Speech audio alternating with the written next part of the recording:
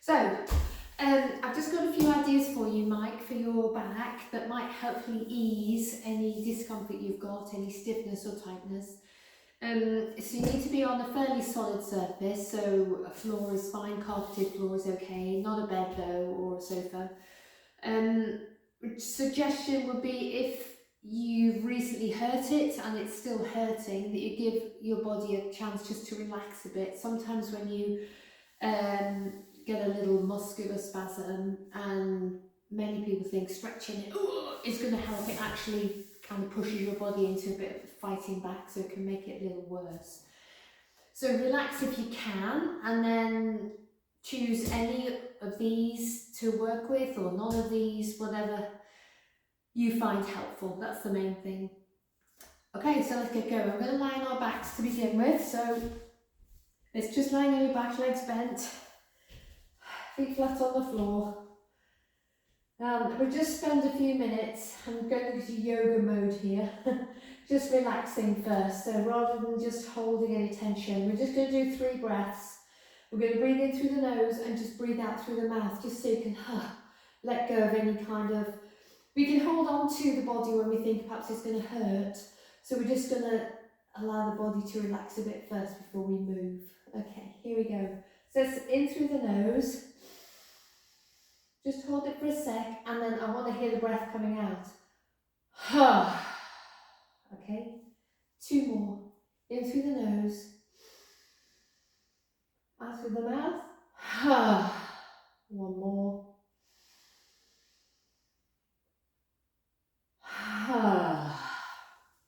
Okay, so we'll start simply by bringing both knees onto the chest. So bring one in first, then the other. Hands behind the backs of the legs or over the shins. We're going to try and keep the tailbone pointing towards the forward, so rather than letting everything curl up. So keeping the tailbone pointing away from you. Using your hands and arms to draw the knees in.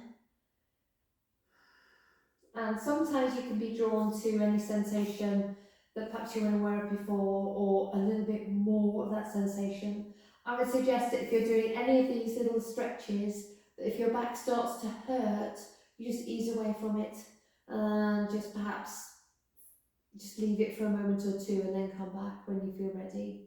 Okay, so this is a nice one to do. You can do this one in bed.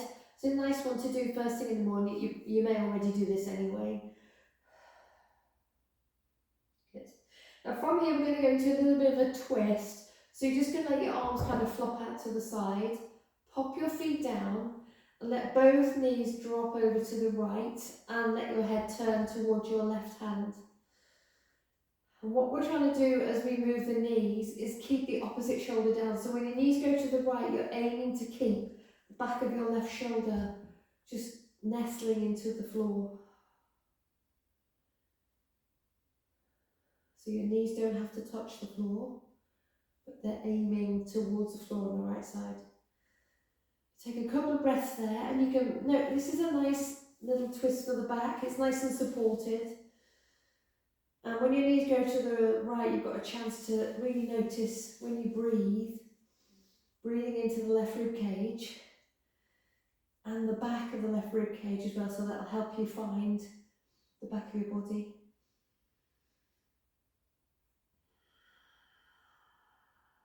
And when you've breathed out this time, as you breathe out, just add in a little bit of core awareness. Pull the navel back towards your spine and use that kind of internal power to bring the knees up. Your head comes back to the centre as well, so you're back where you started. Then your knees drop over to the left. And then you roll your head to the right, so you're aiming to keep the back of the right shoulder on the floor here. So now you can switch your attention excuse me, to your right rib cage, the back of your excuse me, your right rib cage.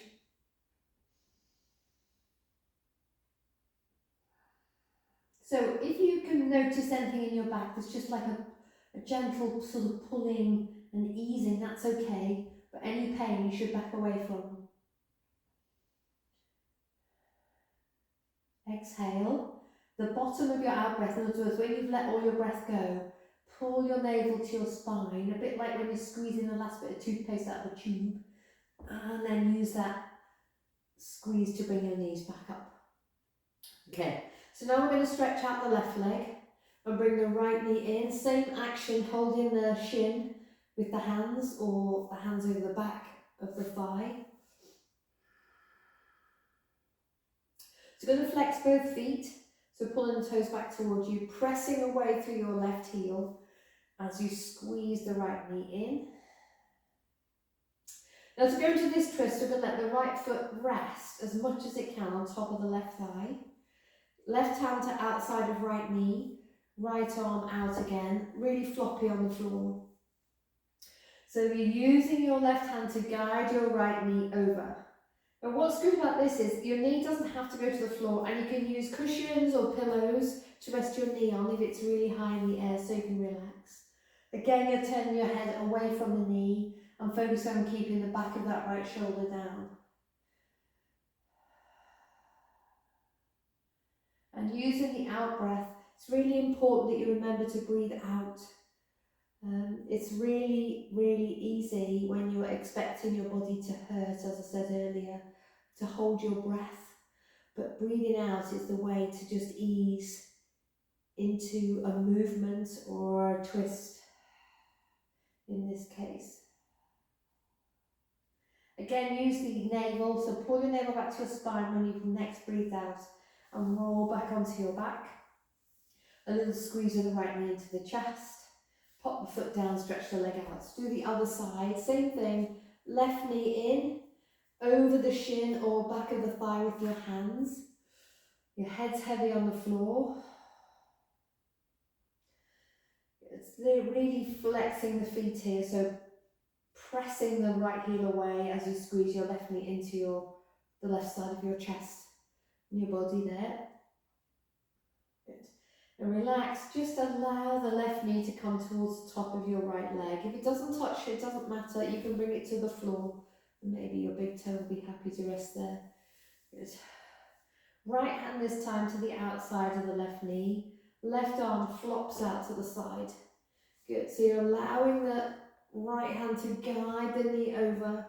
What you're trying to avoid doing is just rolling onto the side, because you're not getting any twist then in your back. So you want to keep as much of your upper back, your chest facing up towards the ceiling as you take that knee over. Head rolls to the left. Sometimes it's nice to close your eyes so you can really focus on the feeling of the twist, what it feels like to make this shape with your body.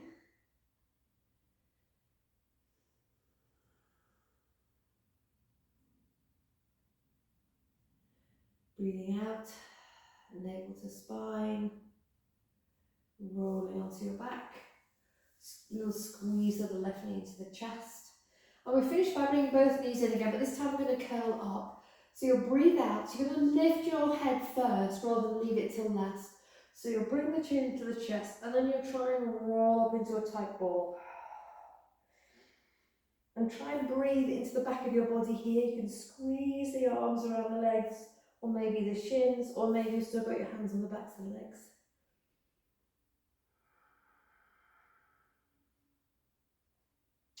Good, so you're going to lay back down again with both legs bent, feet flat on the floor. Just revisit my little crib sheet. Okay, so we do something called pigeon twist. This is also really good. So moving into slightly deeper twisting action for your back. So we're going to make a kind of +4. I'll swivel around so you can see right ankle over left leg. Okay? And your right knee's pointing out to the side. The difference here is we're just going to let the left knee drop to the floor. So the left knee goes to the floor, sole of the right foot maybe to the floor. If not, you can rest it again on top of the left leg, but your knee's facing up towards the ceiling this time. We're going to make a slightly different arm position, so cactus arms, or goalpost, American goalpost arms. So rather than the arms out in line, bending at the elbows, so your hands are now facing up behind you. So just take a couple of breaths with your body in this shape.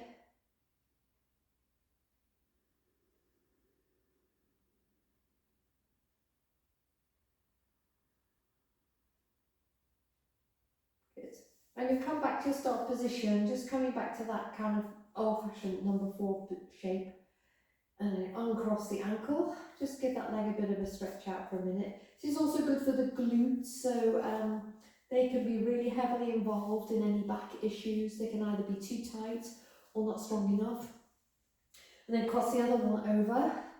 So you're aiming to encourage the knee that's kind of sticking out, not to roll into the chest. So you want it to stay as open as it can be.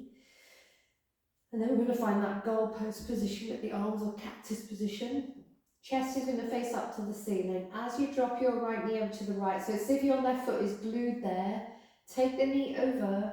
If you find that a struggle, let your left foot rest on the right leg. Left knee facing up to the ceiling now. Head is facing up to the ceiling this time as well.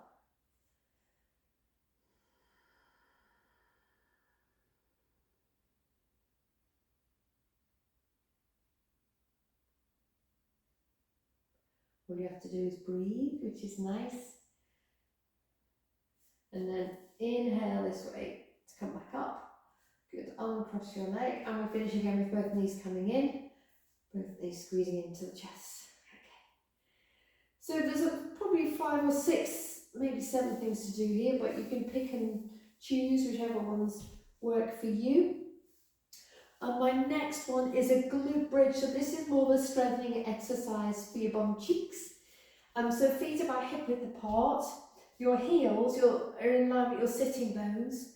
But when you lift up, you want to have more of a straight line from your knees to your ankles. So you want to make sure your feet aren't too close. Okay, good. So we'll set the feet up about hip width apart. We're going to have the palms facing down, so you can use a little bit of support through the arms. So we're going to do 2 types of bridge. The first one is this glute strengthening bridge. Good. So we're going to slowly unpeel. So you'll start by breathing in. Then as you breathe out, you relax out through the mouth and start to curl your tailbone up. So you should be able to feel your spine gradually releasing. So start at the bottom of the spine, back of the pelvis, then the lower back, middle of the back, and then the upper back. And you're looking for a straight line now from your knees to your shoulders. So not the hips not hanging down or pressing up too high. So now you're going to really squeeze your bum cheeks. Good. Now as you lower down, you'll lower down, squeezing the buttocks, but not quite to the floor. You'll come back up, still squeezing the buttocks, and we do 5 little pulses. 5, 4, squeeze, 3, 2, 1. Keep squeezing as you lower, but not quite down, like you hit a little spring and you come back up. Stay up, squeeze, 5, pulse, 4, 3, 2, 1. We do 1 more, come down. Got cramp in my leg. Come on up. Squeeze. Here we go. 5, 4, 3, 2, 1. Well done. Slowly lower down. Top of the spine, middle of the spine, lower back, pelvis. And this time let your knees rest together. Walk your feet a little bit wider and just rest your hands wherever they'd like to go. You may just find they find a place anyway. Now this position here is called constructive rest. It's really good at softening and relaxing the lower back. So knees together, feet nice and wide. Good. Okay, well done. So we're going to come up to all fours. So wrists more or less under shoulders, knees more or less under hips. We're going to do something called cat-cow. You've probably seen this movement. We'll do it a few times. We do it on the hands and we also do it on the forearms. Okay? So we'll breathe in. As you breathe in, you're going to lift the tailbone up. Think of your chest coming forwards, your chin lifting. And as you breathe out, push the floor away with your hands. Tuck your tail, round your spine. Separate your shoulder blades, chin to chest. Good. Breathe in. Try to just let everything collapse down, so a little bit of lift through the navel. Exhale, round. And again. So this is also a really nice one to do every day. Maybe first thing in the morning when you're feeling a bit tight, a bit stiff in the back. So you breathe in as you lift the tail and the chin. You breathe out, rounding the spine, navel to spine. Okay, so what we're going to do now is simply sit back towards the heels, but keeping a rounded spine as we do that, okay? So breathe in, as you breathe out, round, but keep that round, as you sit back towards the heels, as slowly as you can. Use your tummy to support the weight of your hips going down towards your heels. Breathe in back to all fours, lift the tail, chest forward, chin up. Breathe out, round. So rounding first, you're keeping that rounded spine as you sit back. So as you sit back, you're just creating a bit more length in the back. So the muscles get a chance to lengthen, but nice and gently. Okay, one more. Breathe in and breathe out. Good. Then we're going to do the same movement, coming back to all fours, but this time on our forearms. So wherever your wrists are, that's where your elbows need to be. Good. So this is a bit more kind of targety for the lower back. Okay, so exactly the same movement. Breathing in, tail up, chest forward, chin up, breathe out, round. So you might be more aware of this in the lower back. Breathing in, breathing out. And again.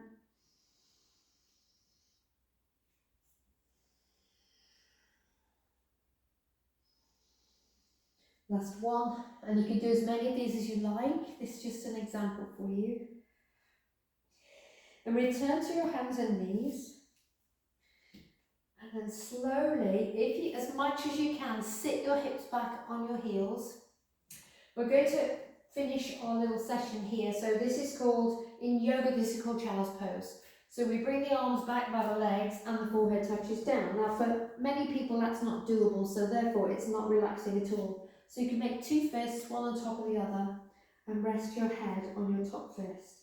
If that doesn't work, forearms is fine and just let your head hang. But just a little bit of breath awareness here. So you're going to just touch your lower back with your hands, so your mind goes there and becomes aware of it. And imagine you're breathing. If it helps, you can leave your hand there, so you can just support yourself on one forearm if you need to. You're going to try and fill the space under your hand with your breath. So breathe into the space under your hand. And then breathe out, relax that space. It's quite tricky to feel movement here, so it's just an awareness of visualization and movement. So you do that maybe half a dozen times.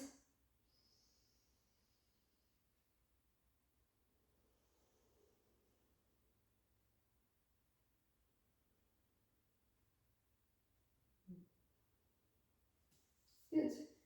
And then you gently come up. Hopefully that's going to help you feel a little bit looser. I've got other stuff I can share with you, but rather than just pile it all on, I'll leave those with you. Do them as often as you'd like, as long as there's no pain in your back. Let me know how you get on. And I think this camera's in a weird tilt, so apologies for that. And hopefully your back improves soon. Okay.